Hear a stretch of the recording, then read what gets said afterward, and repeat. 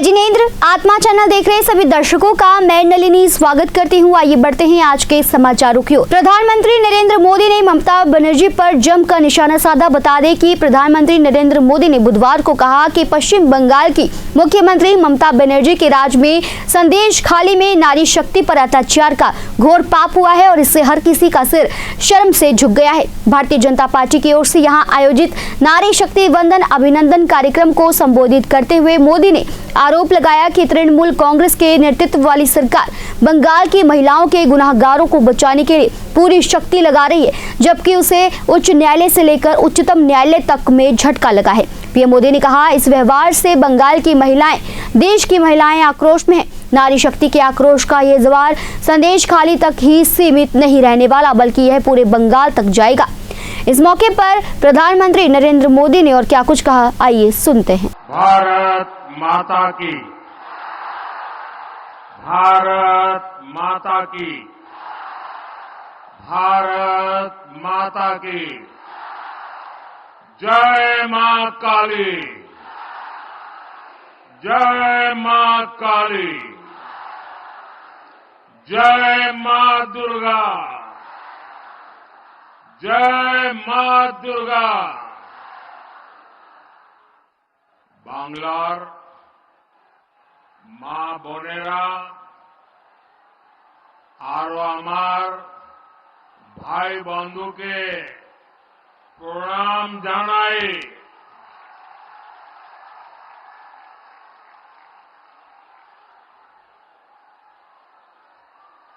आज का ये विशाल कार्यक्रम इस बात का साक्षी है कि बीजेपी कैसे नारी शक्ति को विकसित भारत की शक्ति बना रहा है।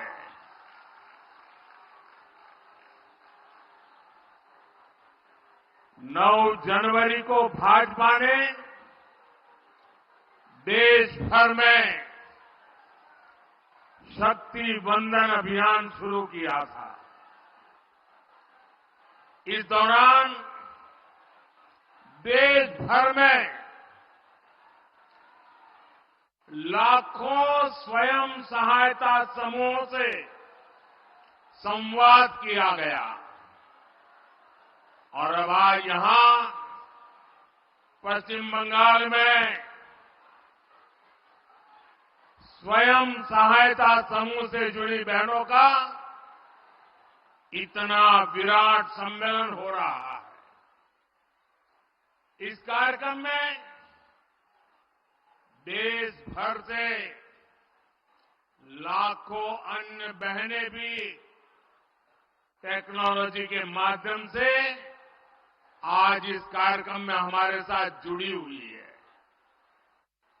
जो दूर दूर अपने गांव में टेक्नोलॉजी के माध्यम से इस कार्यक्रम में भागीदार हुई है, मैं उन बहनों का भी और आप सभी का भी आपको वंदन करता हूं, आपका अभिनंदन करता हूं।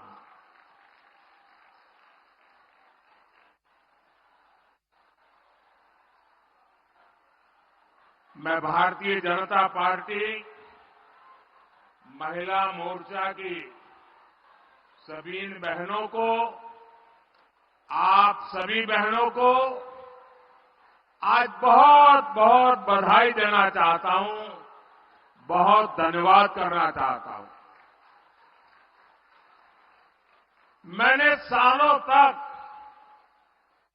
संगठन में काम किया है और इसलिए मुझे पता है कि इतना बड़ा आत्मा ब्यूरो की रिपोर्ट। मध्य प्रदेश में राहुल गांधी की भारत जोड़ो न्याय यात्रा का आज 5वां दिन रहा। यात्रा की शुरुआत उज्जैन जिले के इंगोरिया से हुई। हरदा पटाखा फैक्ट्री विस्फोट से प्रभावित परिवार विस्फोट के बाद कार्रवाई न होने पर न्यायालय की मांग को लेकर राहुल से मिलने पहुंचे। गौरतलब है कि 6 फरवरी को हरदा पटाखा फैक्ट्री में हुए भीषण विस्फोट में 13 लोगों की मौत हो गई थी और 200 से ज्यादा लोग घायल हो गए थे। जांच के दौरान यूनिट में कई उल्लंघन पाए गए। पीड़ित परिवारों ने बुधवार को गांधी से मुलाकात कर न्याय की गुहार लगाई। इस तरह बुंदनी इंदौर रेलवे लाइन के लिए जिन किसानों की जमीन अधिग्रहित की गई थी वह भी राहुल गांधी से मिलने पहुंचे थे। वहीं आपको बता दें कि इस मौके पर राहुल गांधी ने जनसभा को संबोधित भी किया। उन्होंने संबोधित करते हुए क्या कुछ कहा, आइए सुनते हैं। खारगे जी, केसी वेणुगोपाल जी, जीतू पटवारी जी, उमंग सिंघार जी, स्टेज पे कांग्रेस पार्टी के वरिष्ठ नेता, सब सीनियर नेता, एमएलएज, भाइयों और बहनों, हमारे प्यारे कार्यकर्ता, आप सबका यहां बहुत बहुत स्वागत, नमस्कार। थोड़ी रैली लेट चल रही है, 2-3 घंटे लेट चल रही है, आपको यहां थोड़ा ठहरना पड़ा। इसके लिए आपसे मैं स्वयं माफी मांगता हूं। आपका मूड कैसा है?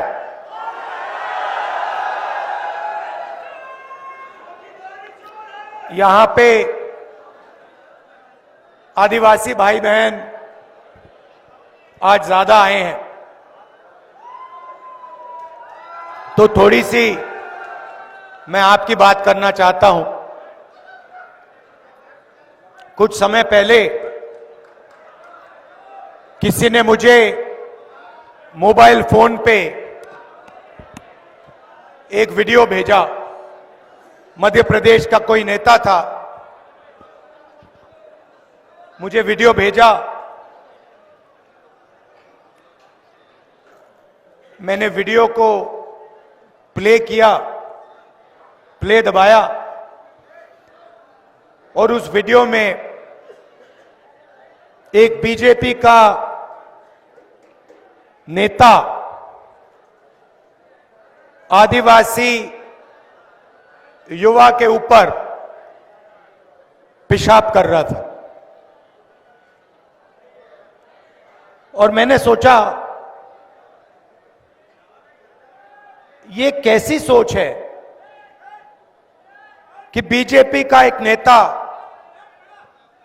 आदिवासी पर पेशाब कर रहा है और दूसरी साइड उसका कोई चमचा वीडियो ले रहा है।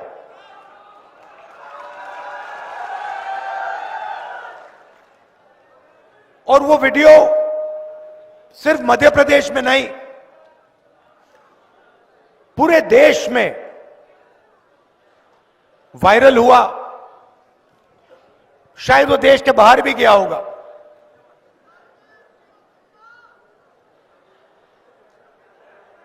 ये है विचारधारा बीजेपी की। सिर्फ आदिवासियों के साथ नहीं, दलितों के साथ, आदिवासियों के साथ, गरीब पिछड़ों के साथ, जहां भी ये कमजोर लोगों का अपमान कर सकते हैं,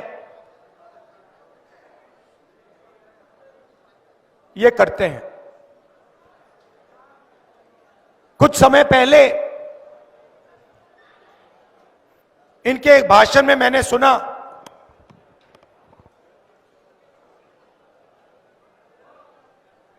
आदिवासियों को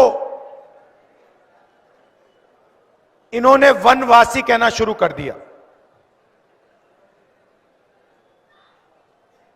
अब पता नहीं आप में से आप यहां युवा बैठे हैं, आप शायद कहो भाई इन दो शब्दों में क्या फर्क है। आदिवासी में और वनवासी में क्या बड़ा फर्क है। आदिवासी का मतलब वो व्यक्ति जो इस जमीन का सबसे पहला मालिक था।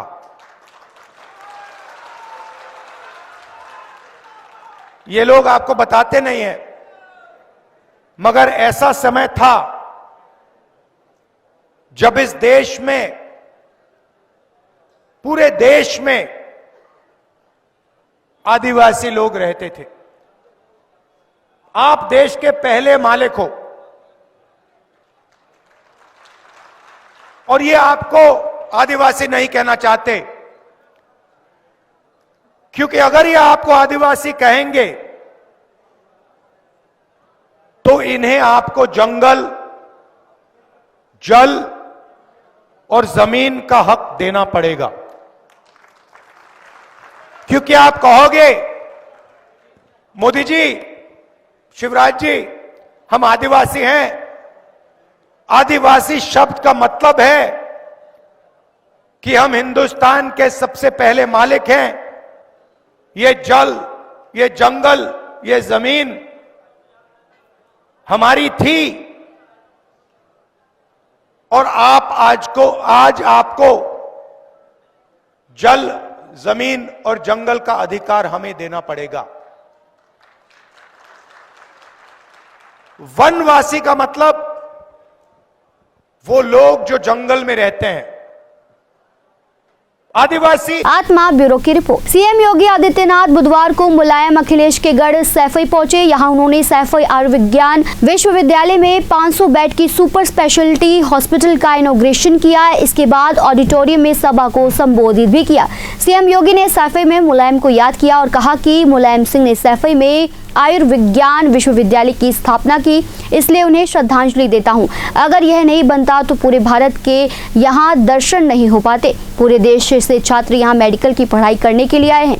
सीएम ने कहा, पहले लोग इटावा और सैफई के नाम से डरते थे, लेकिन अब कोई डर नहीं है। योगी ने 1996 से जुड़ा एक किस्सा भी सुनाया। उत्तर प्रदेश आयुर्विज्ञान विश्वविद्यालय सैफई के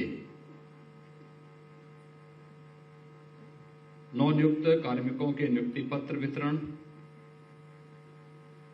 और 500 बेडेड सुपर स्पेशलिटी हॉस्पिटल के लोकार्पण कार्यक्रम के साथ ही जनपद इटावा की विभिन्न परियोजनाओं के लोकार्पण के लिए आयोजित आज के इस कार्यक्रम में मंच पर मेरे साथ यहां पर उपस्थित प्रदेश सरकार में मेरे वरिष्ठ सहयोगी उप मुख्यमंत्री श्री ब्रजेश पाठक जी, प्रदेश के चिकित्सा, स्वास्थ्य एवं चिकित्सा शिक्षा विभाग के राज्य मंत्री श्री महेंकेश्वर शरण सिंह जी, माननीय सांसद इटावा डॉक्टर रामशंकर कठेरिया जी, माननीय विधायक इटावा श्रीमती सरिता भदौरिया जी, प्रमुख सचिव चिकित्सा शिक्षा एवं चिकित्सा स्वास्थ्य श्री पार्थ सारथी सेन शर्मा जी, कुलपति उत्तर प्रदेश आयुर्विज्ञान विश्वविद्यालय सैफई प्रोफेसर प्रभात कुमार सिंह जी, पूर्व सांसद श्री रघुराज सिंह साख्य जी, आज के इस समारोह में विशेष रूप से उपस्थित भारतीय जनता पार्टी के जिला के अध्यक्ष श्री संजीव राजपूत जी, विश्वविद्यालय के सभी हमारे वरिष्ठ आचार्यगण, विश्वविद्यालय के सभी छात्र छात्राएं, मैं विश्वविद्यालय को 500 बेडेड सुपर स्पेशलिटी इस हॉस्पिटल के आज लोकार्पित होने के अवसर पर हृदय से बधाई देता हूं, और साथ ही साथ इटावा और आसपास के जिन जनपदों के लोग इन सुविधाओं का लाभ लेंगे उन सबको भी मैं इस अवसर पर बधाई देते हुए सभी जनप्रतिनिधियों का अभिनंदन करता हूं।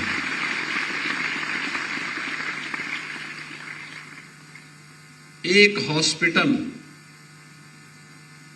या एक संस्थान कैसे ग्रामीण क्षेत्र की व्यवस्था को भी आमूलचूल परिवर्तन करने में योगदान दे सकता है, यह आज प्रदेश के अलग अलग जनपदों में ग्रामीण क्षेत्र में बन रहे प्रधानमंत्री मोदी जी के विजन के अनुरूप मेडिकल कॉलेजेस उसके उदाहरण। आत्मा ब्यूरो की रिपोर्ट। पंजाब विधानसभा में आज यानी 6 मार्च को बजट सत्र का चौथा दिन रहा। इस दौरान बजट पर बहस करवाई गई। वित्त मंत्री हरपाल चीमा ने 2 लाख करोड़ से ज्यादा का बजट कल पेश किया था। वित्त मंत्री हरपाल चीमा ने कहा कि वे बजट में उठने वाले हर सवाल का जवाब देंगे। बीते कल वित्त मंत्री हरपाल चीमा द्वारा पेश किए गए बजट पर बहस हुई। विपक्ष द्वारा उठाए जा रहे सवालों का जवाब भी सरकार ने दिया। इस बीच सदन में बोलते हुए स्पीकर ने कांग्रेस विधायक अमरिंदर सिंह राजावड़िंग को रोक दिया। स्पीकर ने कहा कि आपका समय पूरा हो गया। इसके बाद कांग्रेस विधायकों ने हंगामा कर दिया, जिसके बाद स्पीकर ने नेता प्रतिपक्ष प्रताप सिंह बाजवा, राजावड़िंग समेत 9 कांग्रेस विधायकों को आज के लिए सस्पेंड कर दिया। स्पीकर साहब बहुत बहुत धन्यवाद, तुसी मैनू बजट ते बोलने का मौका दिता। स्पीकर साहब 2 लाख करोड़ तो ਵੱਧ ਦਾ ਜਿਹੜਾ ਬਜਟ ਪੇਸ਼ ਹੋਇਆ,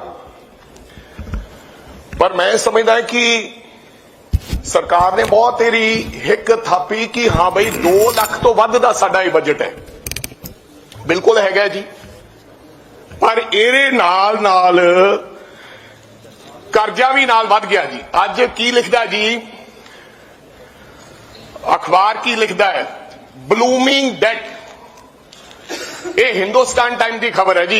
At 3.7 lakh crore states debt pile to get bigger।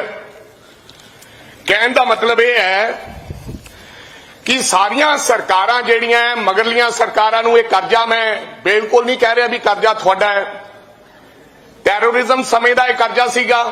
सानू गल इत्थे आके सही करनी चाहिए। काफी कर्जा टैरोरिज्म समय का भी सीगा। फिर 10 साल जिहड़ी सरकार है अकाली दल बीजेपी, ਉਹਦੇ ਸਮੇਂ ਕਰਜ਼ਾ ਜੇ ਤੁਸੀਂ ਉਹ ਫਿਗਰਸ ਕੱਢ ਲਓ ਤਾਂ ਅੰਦਾਜ਼ਾ ਹੋ ਜਾਊਗਾ ਵੀ ਕਿੰਨਾ ਕਰਜ਼ਾ ਉਸ 10 ਸਾਲਾਂ ਦੇ ਸਪੈਨ ਦੇ ਵਿੱਚ ਵਧਿਆ। ਤੇ ਜੇ ਸਾਡੀ ਸਰਕਾਰ ਦੀ ਗੱਲ ਕਰ ਲਈਏ, 5 ਸਾਲ ਸਾਡੀ ਸਰਕਾਰ ਵੀ ਰਹੀ ਹੈ, ਮੈਨੂੰ ਸਦਨ 'ਚ ਇਹ ਗੱਲ ਕਹਿਣ 'ਚ ਕੋਈ ਸ਼ਰਮ ਨਹੀਂ ਹੈ। 75,000 ਕਰੋੜ ਦੇ ਲਗਭਗ ਕਰਜ਼ਾ ਸਾਡੀ ਸਰਕਾਰ 'ਚ ਵੀ ਚੜਿਆ। ਲਾਸਟ ਫਿਗਰ ਜਿਹੜੀ ਵੈਸੇ ਤਾਂ 2 ਕਾਰਡ ਦੀ ਹੈ, ਜੇ ਅਸੀਂ ਅਖਬਾਰ ਦੀ ਗੱਲ ਕਰ ਲਈਏ ਇੱਥੇ ਤੇ ਅਖਬਾਰ ਕਹਿੰਦਾ ਹਿੰਦੁਸਤਾਨ ਟਾਈਮ ਕਿ 281 ਤੁਸੀਂ ਛੱਡ ਕੇ ਗਏ ਸੀ। although I have the information ਅਸੀਂ 2 ਕਾਰਡ ਛੱਡ ਕੇ ਗਏ ਸੀ।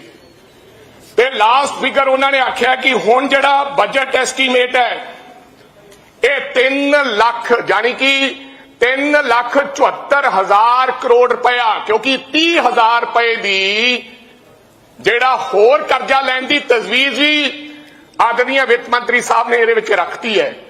ਜਾਣੀ ਕਿ ਅਸੀਂ 50 ਸਾਲਾਂ 'ਚ 75,000 ਕਰੋੜ ਰੁਪਇਆ ਲਿਆ ਤੇ ਤੁਸੀਂ 92-94,000 ਕਰੋੜ ਰੁਪਇਆ 3 ਸਾਲਾਂ 'ਚ ਕਰਜ਼ਾ ਤੁਸੀਂ ਲੈ ਲਓਗੇ।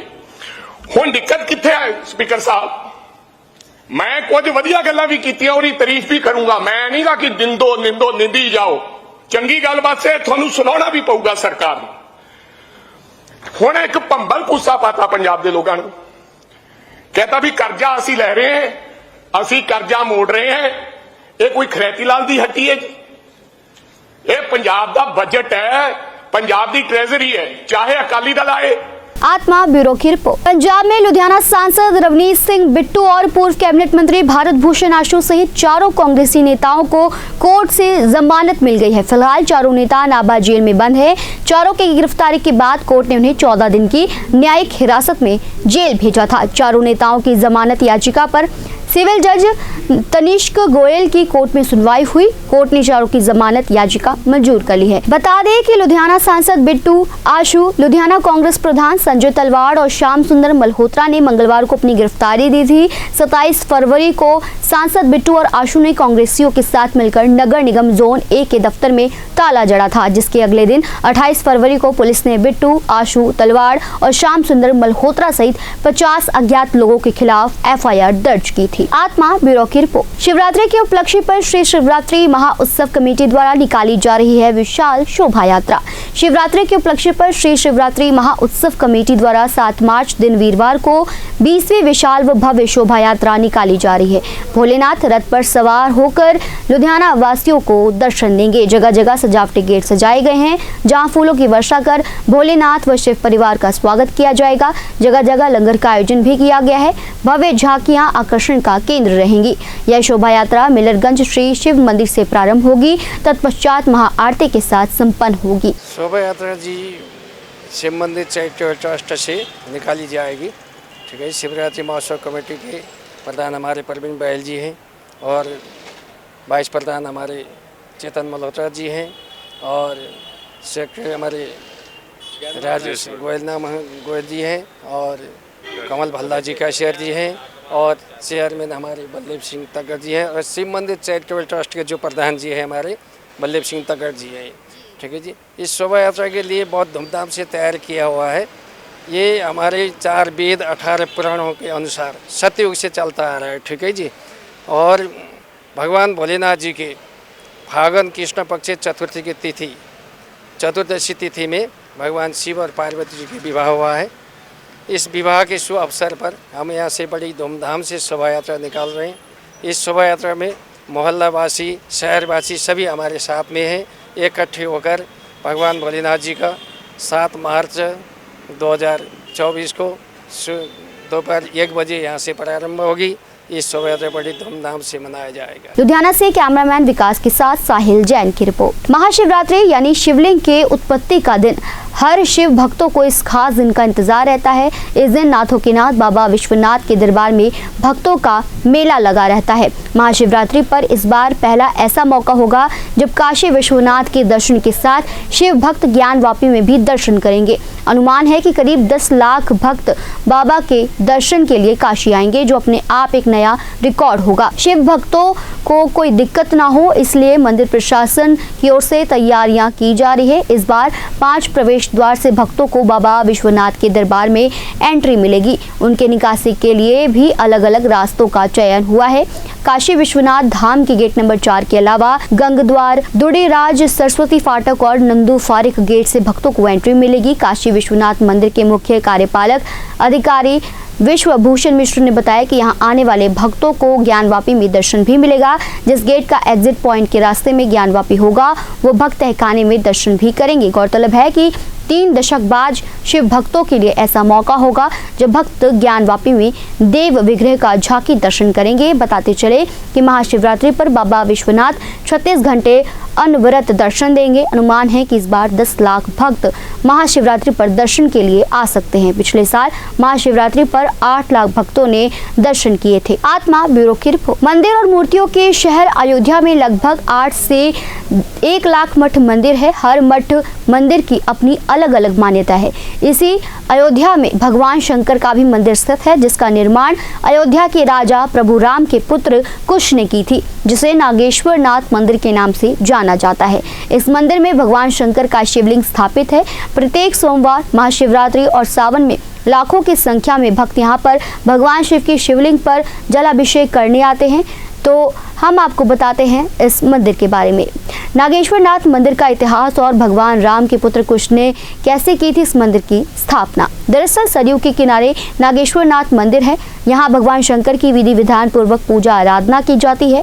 महाशिवरात्रि के दिन नागेश्वर नाथ मंदिर पर लाखों की संख्या में श्रद्धालु भगवान शंकर के शिवलिंग पर जलाभिषेक करते हैं। ऐसी मान्यता है कि अयोध्या में अगर आप दर्शन पूजन करने आ रहे हैं और नागेश्वर धाम मंदिर जो है वहां अगर जलाभिषेक नहीं करते तो अयोध्या आने का पुण्य नहीं मिलेगा। प्रतिदिन हजारों की संख्या में भक्त नागेश्वर नाथ पहुंचकर पुण्य को अर्जित करते हैं और इसके साथ ही भगवान शंकर के शिवलिंग पर जलाभिषेक करते हैं। नागेश्वर नाथ मंदिर के सह प्रबंधक प्रभाकर त्रिवेदी बताते हैं कि नागेश्वर नाथ मंदिर की स्थापना भगवान राम के पुत्र कुश ने की थी। धार्मिक ग्रंथों के मुताबिक ऐसी मान्यता है कि एक बार भगवान श्री राम के पुत्र कुश सरयू में स्नान कर रहे थे, तभी उनके हाथ का कड़ा नदी में गिर गया। इसके बाद वह कड़ा नहीं मिला। उसी सरयू में कुमुद नाम के एक नागराज रहते थे, जिनके पास वह कड़ा था और नागराज ने उस कड़े को अपनी पुत्री को दे दिया। जैसे ही इस बात की जानकारी कुश को हुई, वह उस कड़े को नागराज की पुत्री के पास मांगने चले गए, लेकिन नागराज ने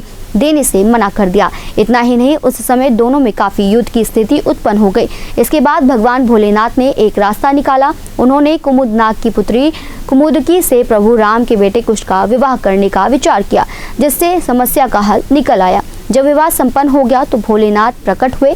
इसके बाद कुश ने इस स्थान पर नागेश्वर नाथ मंदिर की स्थापना कर दी। आज जहां शिवरात्रि के मौके पर लाखों की संख्या में राम भक्त दर्शन पूजन करने आते हैं, वहीं इस मंदिर की जो महिमा है वो और ज्यादा बढ़ जाती है। आत्मा ब्यूरो की रिपोर्ट। अमृतसर और नोवेल्टी चौक के बीच नाकाबंदी के दौरान ट्रैफिक पुलिस ने बुलेट मोटरसाइकिलों पर पटाखे बजाने वालों की मोटरसाइकिलें बॉन्ड कर ली। अमृतसर पुलिस कमिश्नर के निर्देश पर ट्रैफिक पुलिस द्वारा बुलेट मोटरसाइकिलों के पटाखों के खिलाफ कार्रवाई करते हुए अमृतसर के लॉरेंस रोड नोवेल्टी चौक पर नाकाबंदी के दौरान ट्रैफिक पुलिस द्वारा बुलेट मोटरसाइकिलों को रोका गया और उनकी जांच की गई। जांच के दौरान जिन वाहनों के पटाखे बज रहे थे उन्हें जब्त कर लिया गया। पुलिस द्वारा चालान भी काटे गए तो बुलेट मोटरसाइकिलों के मालिक और पुलिस में बहस हो गई। कई लोगों ने पुलिस अधिकारियों से मिन्नतें भी की, लेकिन पुलिस अधिकारी अपना कर्तव्य निभा रहे थे और उन मोटरसाइकिलों को बॉन्ड कर दिया गया। इस मौके पर बातचीत करते हुए ट्रैफिक पुलिस अधिकारी पवन कुमार ने क्या कुछ कहा, आइए सुनते हैं। एएसआई पवन कुमार जी, ये नोवेल्टी चौक है सर। ਇਹ ਬੁਲਟ ਪਟਾਕੇ ਮਾਰਦੇ ਜੀ। ਇਹਨਾਂ ਨੂੰ ਕਿਹਨਾਂ ਦਾ ਸੀਪੀ ਸਾਹਿਬ ਦੇ ਦਿਸ਼ਾ ਨਿਰਦੇਸ਼ਾਂ ਦੇ ਉੱਤੇ ਇਹਨਾਂ ਨੂੰ 207 ਚ ਬੰਦ ਕੀਤਾ ਗਿਆ ਜੀ। ਸੋ ਸਰ ਪਟਾਕੇ ਜਾਂ ਜਿਵੇਂ ਪ੍ਰੈਸ਼ਰ ਹੋਰਨ ਵੀ ਲੱਗੇ ਹੋਏ ਆ, ਸੋ ਵਾਇਲੈਂਸ ਦੇ ਚਲਾਨ ਹੁੰਦੇ ਆ, ਸੋ ਜਿੰਨੇ ਵੀ ਹੁਣ ਬੁਲਟ ਰਹੇ ਉਹਨਾਂ ਤੇ ਨਕੇਲ ਕਿਸੇ ਜਾਏਗੀ। ਹਾਂਜੀ, ਲੱਗਦਾ ਨਹੀਂ ਇਹ ਜਿਹੜੇ ਲੋਕ ਇਹ ਬਾਜ ਨਹੀਂ ਆ ਰਹੇ, ਇਹ ਪੁਲਿਸ ਨਾਲ ਬਹਿਸਬਾਜ਼ੀ ਨਹੀਂ ਕਰ ਰਹੇ। ਨਹੀਂ ਜੀ, ਇਹਨਾਂ ਨੂੰ 207 ਚ ਬੰਦ ਕਰਤਾ ਜੀ। ਸੀਪੀ ਸਾਹਿਬ ਦੇ ਦਿਸ਼ਾ ਨਿਰਦੇਸ਼ਾਂ ਦੇ तहत ਇਹਨਾਂ ਨੂੰ 207 मोटर व्हीकल एक्ट ਦੇ ਵਿੱਚ ਬੰਦ कर देता जी। जंडियाला गुरु से परमजीत सिंह की रिपोर्ट। शिवरात्रि के पावन उपलक्ष्य पर महाशिवरात्रि महोत्सव कमेटी द्वारा आज विशाल रथ यात्रा निकाली गई, जो कि बहुत ही भव्य रही। इस रथ यात्रा का जगह जगह फूलों की वर्षा कर स्वागत किया गया। सजावटी गेट सजाए गए, जगह जगह लंगर भी लगाया गया। इस यात्रा के बारे में अधिक जानकारी देते हुए प्रधान नीरज वर्मा ने क्या कुछ कहा, आइए सुनते हैं। महाशिवरात्रि महोत्सव कमेटी की तरफ से आज विशाल रथ यात्रा निकाली जा रही है। मैं महाशिवरात्रि महोत्सव कमेटी के सेवादार और मुख्य सेवादार नीरज वर्मा को बहुत बहुत आज के दिन बधाई देता हूं, क्योंकि आज की यात्रा का स्वरूप बहुत विशाल है, इसलिए मैं एक बार फिर उनको बहुत बहुत बधाई देता हूं। महाशिवरात्रि महोत्सव कमेटी जो हर साल भगवान भोलेनाथ सृष्टि के रचनाकार आनंदमयी सरकार साडी चांदी के दिव्य रथ ते सवार होकर आते हैं। महाशिवरात्रि महोत्सव कमेटी वालों सालाना रथ यात्रा आयोजित की जाती है। इस साल भी पिछले 105 दिनों तो लगातार शिव भक्तों के नाल समूची जिहड़ी टीम है महाशिवरात्रि महोत्सव कमेटी के सारे सेवादारों की टीम है, पिछले 105 दिनों तो लगातार यात्रा की तैयारियों च लगी सी। अज तुसीं देखो चांदी के दिव्य रथ भगवान भोलेनाथ, महाकाल की पालकी, भगवान बालाजी का रथ, भगवान जगन्नाथ जी का रथ, शनि दे भगवान का रथ और तकरीबन 3 दर्जन के करीब अलग अलग बैंड ते झाकियां जेडे सृष्टि के रचनाकार भगवान भोलेनाथ के स्वरूप नूं झाकियां नूं दर्शा रहा। और एक गल मैं तुहाडे राहीं सारे जनता नूं दसना चाहना कि नीरज वर्मा जी की अगवाई दे विच जिथे पिछले 105 दिनों तो सारे सेवादार लगे सीगे, आनंद मूर्ति सृष्टि के रचनाकार भगवान भोलेनाथ ने साक्षात अपना आशीर्वाद दिता। मैं कहूँगा नीरज जी तुसी कृपा चैनलों राही संगत नूं पता लगे कि परसों जदों भगवान के स्वरूप नूं सुशोभित करन तो पहले सफाई चल रही सीगी, तुसी मन्नोगे अज तक चांदी हमेशा काली हुंदी है, चांदी दे कोई होर रंग नहीं चढ़ता, चांदी काली हुंदी है या कोई भी है। पूरे शेषनाग जी का स्वरूप धारण कर लिया भगवान भोलेनाथ ने, चांदी दे कदे ऐसा रूप नहीं बनता। ये महाशिवरात्रि महोत्सव कमेटी के हज़ारां जिहड़े सेवादार है उन्हां दी निष्ठा नूं सलाम है, उन्हां दी इष्ट जिहड़े ने भगवान भोलेनाथ उन्हां ने अपनी कृपा बरसाई है उन्हां दी भगती नूं देख के। और अज इस रथ नूं एक एक कदम खिच्चण वाले सारे शहर वासियां पंजाब वासियां दा कल्याण होना है। जय करे वीर बजरंगे। लुधियाना से कैमरामैन विकास के साथ राजेश मेहरा की रिपोर्ट। आज के समाचार बस यहीं तक, कल फिर हाजिर होंगे कुछ नए समाचारों के साथ। तब तक आप देखते रहिए आत्मा चैनल। धन्यवाद।